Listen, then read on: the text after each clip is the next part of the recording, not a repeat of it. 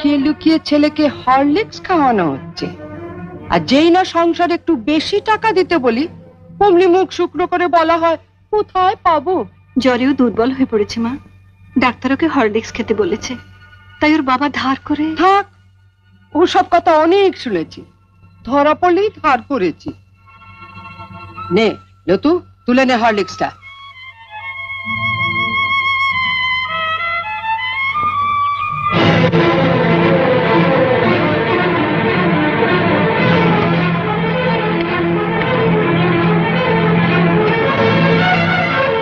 শোনো বড় বউ, আমি আগেও বলেছি, আবারও বলছি,